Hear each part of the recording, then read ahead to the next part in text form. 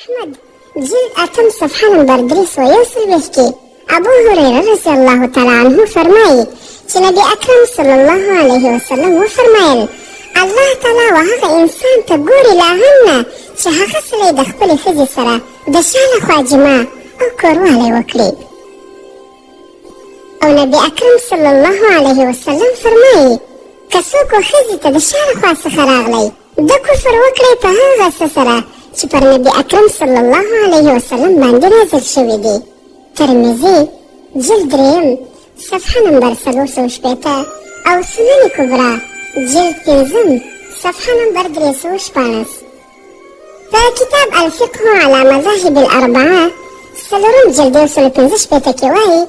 چې د کومې ښځې سره میړه د شا لخوا جماع یعنې دا بد کار کوي نو هغه ښځې لره حق د طلب د فسخ شته چې د خپل میړه سره خپله نکاح ختمه کړي،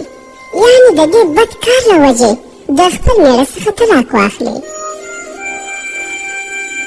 او که څوک د خپلې ښځې سره د شا لخوا جماع یا د هلک سره لواطت حلال وبولي بیا هغه په دې بد عمل کافر کیږي، نو بیا یې نکاح هم خپله ختمیږي او ښځه باندې طلاق کیږي. لواطت یعنې د هلک سره جماع کول د الله جل جلاله د زیات قهر او غضب سبب ګرځي. ځکه نبی اکرم صلی الله علیه وسلم فرمایلی دي کوم وخت چې نارینه پر نارینه سپور شي عرش د خدای جل جلاله د قهر او ویرې له کبله ورېږدي او نږدې وي چې اسمانونه راولویږي، ملائکې د اسمانو طرفونه ټینګ کړي او قل هو الله احد صورت وایي.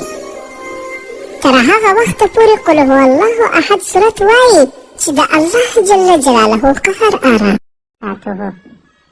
د ابو هريره مبارک څخه روایت کې وایي قال رسول الله صلی الله علیه و آله وصحبه وسلم رسول الله صلی الله علیه وسلم مبارک ویلي دي چې ملعون دی د الله لعنت دی پر هغه چا باندې چې راتګ کوي و ښځې لره چې د بوریها د شا په خوا کې هغه څوک ملعون دی چې هغه د ښځې سره د شا لخوا راتګ کوي. حدیث رقم 2020 جلد نمبر 3 صفحه نمبر 409 ابو داود او دغه رنګه نسائي حدیث رقم 8916 کې روایت کړی او ابن ماجه په حدیث رقم 1923 کې روایت کړی او مسند احمد په حدیث رقم 1933 کې روایت کړی او دغه رنګه د ابو هريره مبارک څخه روایت چې رسول الله صلی الله علیه وسلم مبارک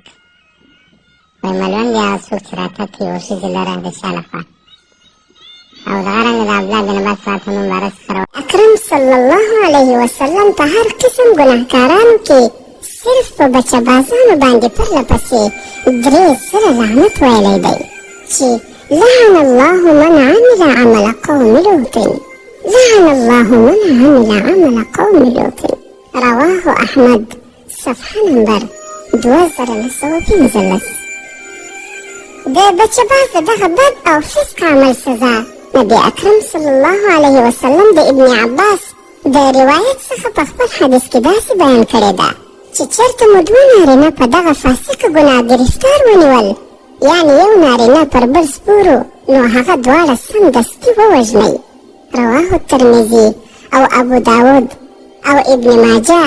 صفحه نمبر